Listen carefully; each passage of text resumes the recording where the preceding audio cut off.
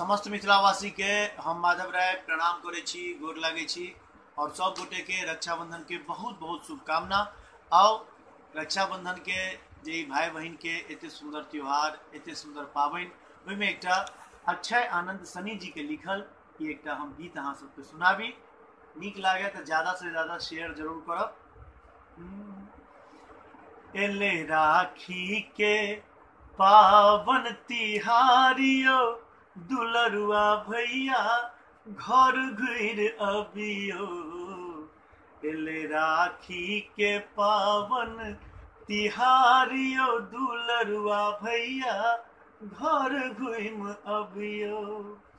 घर घुर अबियो यो, गाम घुर अबियो। दियो बहिन के आशीष दुलारियो, दुलरुआ भैया घर घुर अबियो।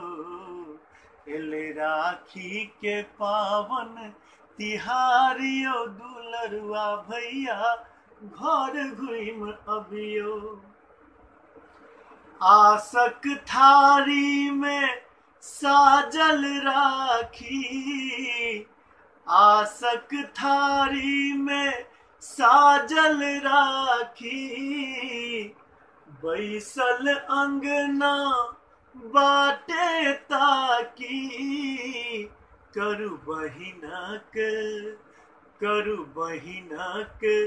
प्रेम स्वीकारियो, दुलरुआ भैया गम घुर अबियो।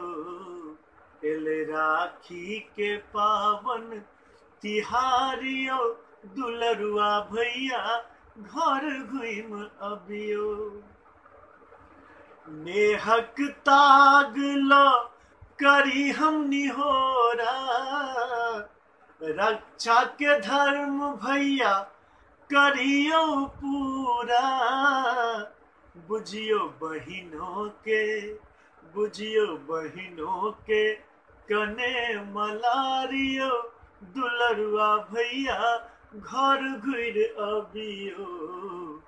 एले राखी के पावन तिहारियो, दुलरुआ भैया घर घुम अबियो। बहुत बहुत धन्यवाद अक्षय आनंद सनी जी के एते सुंदर गीत लिखा के लेल।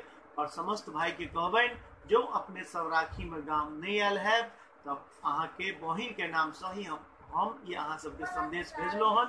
ये गीत के सुनब और अपन बहिन के प्यार और आशीर्वाद देव। एक बेर फिर से सब गोटे के रक्षाबंधन के बहुत बहुत शुभकामना। धन्यवाद।